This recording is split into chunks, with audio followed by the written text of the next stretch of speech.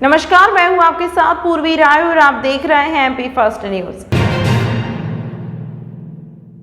उज्जैन भारतीय किसान यूनियन जिला उज्जैन के द्वारा संपूर्ण जिले के किसानों, मजदूरों, व्यापारी संगठनों, ट्रांसपोर्टरों, यूनियन आदि सभी से किसान हितों में भारत बंद का पुरजोर समर्थन करने की अपील की गई है। यूनियन जिला अध्यक्ष भगवान सिंह राजपूत ने बताया कि उपरोक्त भारत बंद केंद्र सरकार की वादा खिलाफी के विरोध में रखा गया है। 10 सूत्रीय मांगों को लेकर संगठन द्वारा भारत बंद को लेकर अपील की जा रही है। भारत बंद के मुख्य मुद्दों में एमएसपी पर कानूनी गारंटी, स्वामीनाथन आयोग की सिफारिश लागू करना और किसान आयोग का गठन जल्द किया जाए। किसानों का कृषि ऋण माफ करें एवं वादे के मुताबिक किसानों की आय को दुगनी किया जाए।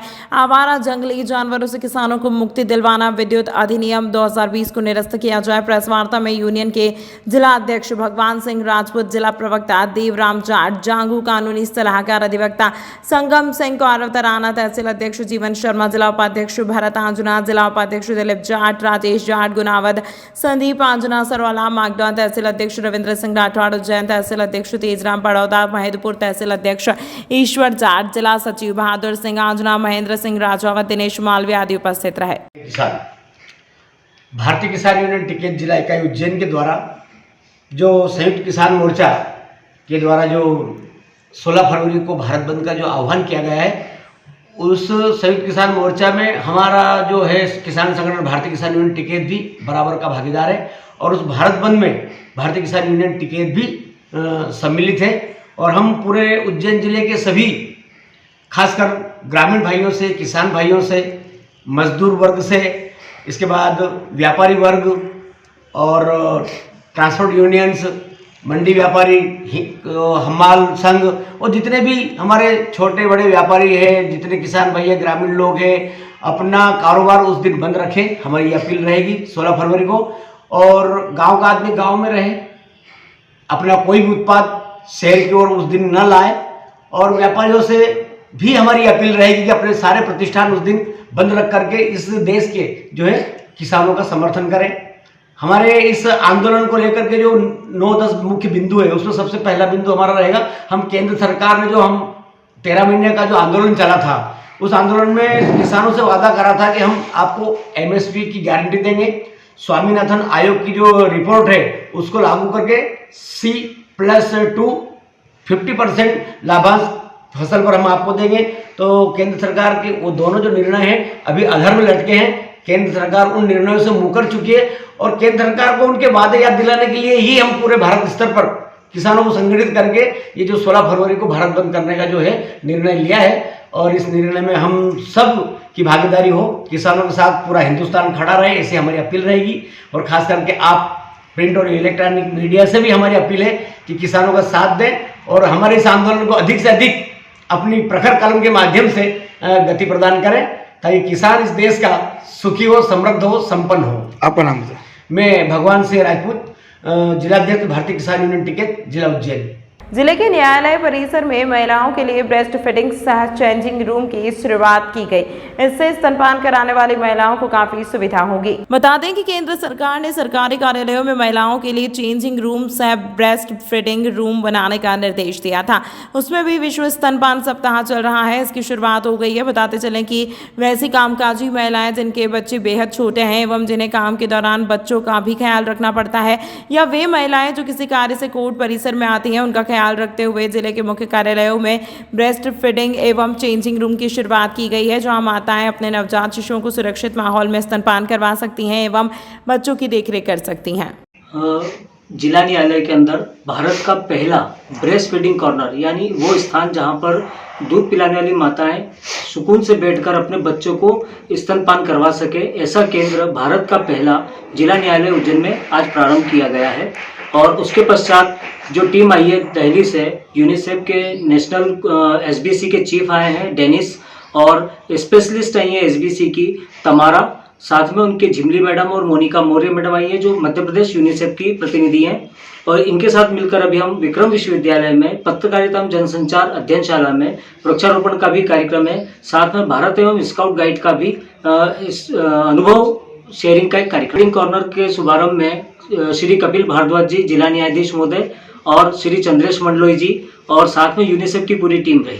ये एक संदेश है सारे विभागों के लिए, कार्यालयों के लिए, या जितने भी वो स्थान है जहाँ पर अधिकतम लोग आते हैं, कि एक माँ की जो पीड़ा रहती है, अपने बच्चे को दूध पिलाने वाली जो माँ रहती है, उसको अपने बच्चे को दूध पिलाने के लिए कोई उचित स्थान नहीं मिलता है। ऐसे में वो अपने बच्चे को कई बार भूखा रख जाती है लंबे समय तक, जो कि उस बच्चे के साथ अत्याचार है। इसी समस्या को हल करने के लिए न्यायालय में जो माताएं आती है, जिनको अपने बच्चे को दूध पिलाना रहता है, उनके लिए यह एक कक्ष बनाया गया है, जिसमें सुकून से बैठकर वो अपने बच्चे को स्तनपान करवा सकती हैं, आराम करवा सकती है अपने बच्चे को, क्योंकि वहाँ झूला भी है, पलंग भी है, ताकि बच्चा किसी भी अन्य कारण से वो परेशान ना हो और ना भूखा रहे। आपका नाम बता। रितेश श्रोत्री, यूनिसेफ जिला समन्वयक। जिला पंजीयक कार्यालय द्वारा नवीन गाइडलाइन वर्ष 2024-25 के निर्माण हेतु नवीन लोकेशन एवं नवीन दरों हेतु प्रस्ताव आमंत्रित किए जा रहे हैं। उप जिला मूल्यांकन समिति की आगामी बैठक से पूर्व अपने प्रस्ताव उप पंजीयक कार्यालय उज्जैन में दिए जा सकते हैं। हर साल 1 अप्रैल से लागू होने वाली गाइडलाइन इस बार फरवरी में बनकर तैयार होगी। जिला पंजीयक ऋतंभरा त्रिवेदी ने उप पंजीयकों को अनिवार्य रूप से गाइडलाइन के प्रस्ताव देने के लिए कहा है। संपदा से भी डाटा मांगा जा रहा है। पंजीयन विभाग फरवरी में गाइडलाइन को फाइनल कर देगा। लोकसभा चुनाव को देखते हुए ऐसा किया जा रहा है। चुनाव की आचार संहिता लगने के बाद गाइडलाइन का काम नहीं हो पाएगा, क्योंकि जिला प्रशासन व पंजीयन विभाग के अधिकारियों व कर्मचारियों की ड्यूटी चुनाव में लग जाएगी। प्रॉपर्टी की दरों में इस बार ज्यादा अंतर नहीं आएगा। गाइडलाइन की विसंगतियों को दूर किया जाएगा तथा नई कॉलोनियों में दरें बढ़ाई जाएंगी। आईजी पंजीयक आदेश के बाद जिला पंजीयक ने गाइडलाइन के प्रस्ताव मांगे। उसके बाद दोबारा पत्र जारी करते हुए प्रस्ताव के लिए अंतिम तारीख तय की। प्रस्ताव आने के बाद उप मूल्यांकन समिति की बैठक होगी। उसके बाद कलेक्टर के समक्ष रखा जाएगा और जिला मूल्यांकन समिति की बैठक बुलाई जाएगी, जिसमें प्रस्तावित गाइडलाइन को रखा जाएगा। पश्चात दावे आपत्तियों का निराकरण किया जाएगा। फरवरी में प्रक्रिया पूरी करने के साथ ही गाइडलाइन को फाइनल किया जाएगा। इसके लिए सभी उप जिला मूल्यांकन समितियों को हमने पहले ही लेटर जारी कर दिए थे जी। और हमारे भोपाल से भी जो ओवर वैल्यू डॉक्यूमेंट हैं और जहाँ ऐसे क्षेत्र जहाँ पे ज़्यादा रजिस्ट्रियाँ हुई हैं, उनकी लिस्ट एक प्राप्त हुई थी हमें।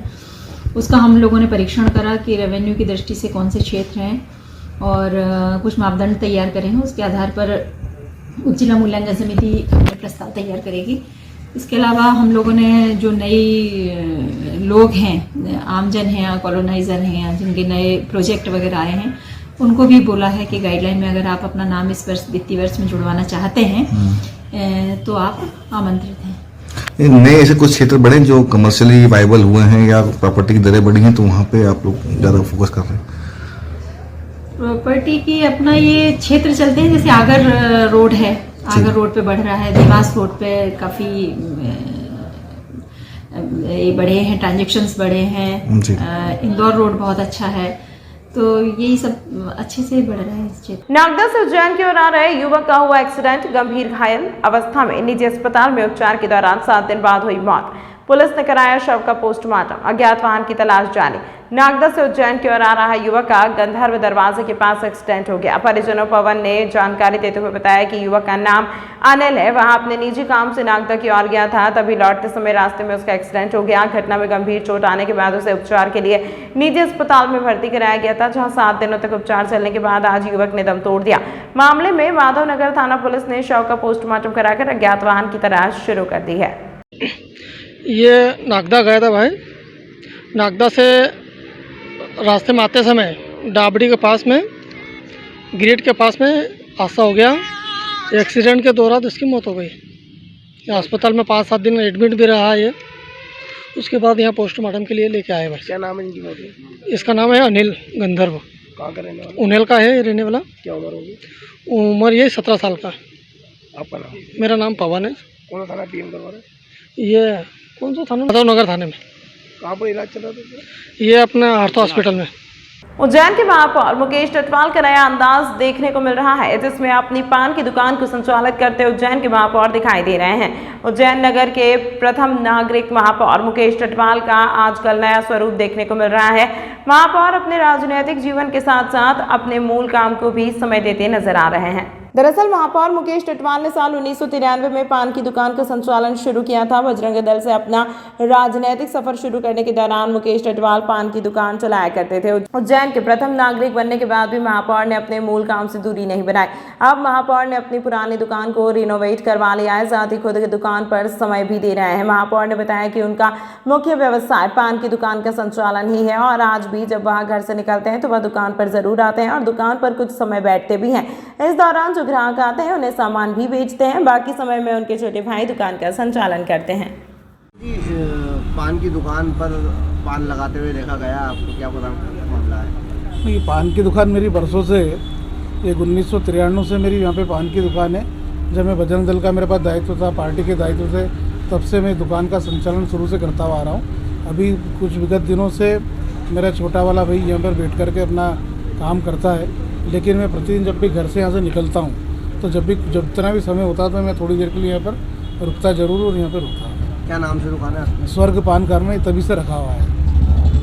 उज्जैन में नरसिंहघाट स्थित माता मंदिर पर पार्थिव शिवलिंग बनाने का काम चल रहा है, जो कि आज पूरे दिन शाम तक चलेगा। यहाँ पर 51 ब्राह्मण और समाज सेवियों द्वारा शिवलिंग का निर्माण किया जा रहा है। बताया जा रहा है कि धर्म को और आगे बढ़ाने के लिए शिवलिंग का निर्माण किया जा रहा है, जो कि असंख्य शिवलिंग है। पुजारी ने जानकारी देते हुए बताया कि शिवलिंग बनाने का उद्देश्य लोगों को धर्म के प्रति जोड़ना है, साथ ही मानव का कल्याण हो, ऐसी भावना के साथ हर साल कभी 2 दिवसीय, कभी 7 दिवसीय तो कभी 1 दिवसीय पार्थिव शिवलिंग बनाने का काम किया जाता है। पंचमी के उपलक्ष्य में यह पार्थिव शिवलिंग निर्माण का कार्यक्रम रखा गया है, जिसमें हमें सौभाग्य प्राप्त हुआ है कि शिव जी के शिवलिंग निर्माण का हमें मौका मिला है। जय श्री महाकाल। ये सुबह 11 बजे से 1 शाम तक का कार्यक्रम है। इसमें अनेक महिलाओं ने भाग लिया है और सभी अपने अपने धर्म लाभ ले रहे हैं। शिवलिंग बनाने का अपना ही एक महत्व है, जो कि सभी धर्म गुरुओं ने आदेश दिए हैं और पार्वती जी ने स्वयं पार्थिव शिवलिंग की निर्माण और पूजन करके शिव जी को प्राप्त किया था। हम भी धर्म लाभ लेने के उद्देश्य से ये धर्म हेमलता दीप्त। जय श्री महाकाल, जय सती माता दी। ये समस्त जन मानव जीव कल्याण के उद्देश्य से कर्म किया जाता है, ताकि संसार में सभी को अपने अपने कर्मों के हिसाब से सभी भोगों को भोगना पड़ता है। तो इस कर्मों को करने से सभी बंधनों से मुक्त हो जाता है, सभी बंधनों से वो मुक्त हो जाता है। तो इसके लिए ये अनुष्ठान किया जाता है। और सभी प्रकृति के सभी जीव जंतु अनेकों हानि होती है, तो उन सभी को मुक्ति के लिए सभी को देश में, अपने प्रदेश में सभी सर्वस्व प्रकार से आनंद होता है और मोह होती है। ऐसी भावना से ये कर्म किया जाता है। असंख्य शिवलिंग, क्योंकि शिव की तो कोई गिनती की नहीं जा सकती है, तो सर्वोपरि है, तो असंख्य है। तो उसी प्रकार से असंख्य शिवलिंग का अनुष्ठान है ये। और बाकी जो हमारी टीम है, कम से कम यहाँ पे 51 ब्राह्मणों की टीम लगी हुई है।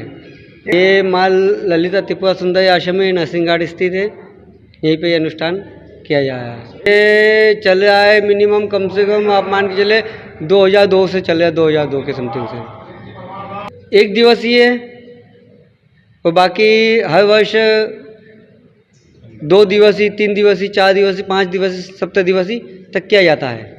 7 दिवसीय करके फिर पुनः 1 दिवसीय जो परमात्मा करवाए, जो महादेव करवा ले। पुजारी चेतन शर्मा, सती माता मंदिर, महाकालेश्वर। तमाम महत्वपूर्ण खबरों के लिए देखते रहिए MP फर्स्ट न्यूज।